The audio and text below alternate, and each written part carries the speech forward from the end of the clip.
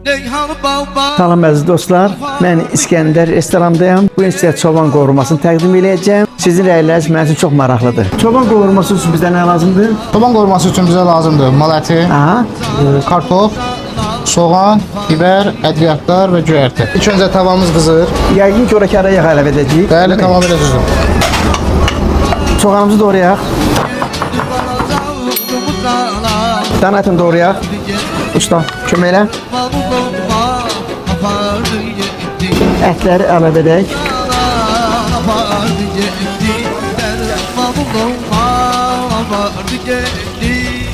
Bu da soğanımız. Sonra indi kartofa keçirik. Keçək. Kub doğrayaq kartofu.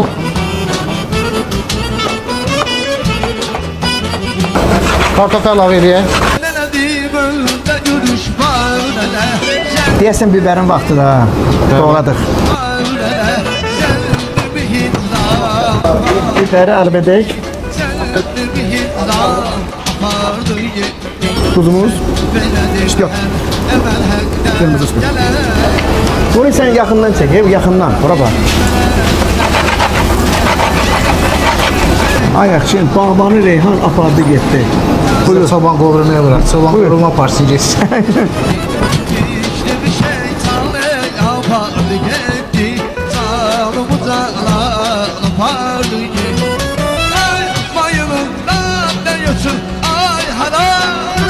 Ha, bu da oldu çoban qovurması.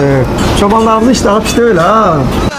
Evet, çoban qovurmanın dadını ətədir. Hacı oğlum ben geldim. Ətər sıfayını, öldü yadımdan. Özüm sana kulluk edeceğim. Yorulmuşsan. Bəli, çox sağ ol. Buyur. Otur. Görək zəhmətimiz nədərdir?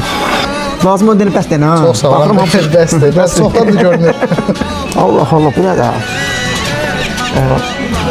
Əziz izləyicilər, çəkiliş İskəndər restoranda oldu. Yəqin çoban salatı çox yemisiz, amma çoban qovurması dadına baxmamışsınız. Bunun üçün də İskəndər restoranına gəlin, bunun dadına baxın. Gör nə tədir. Allah'tan da arzum budur ki, hər evdə ruzlu bərəkət olsun.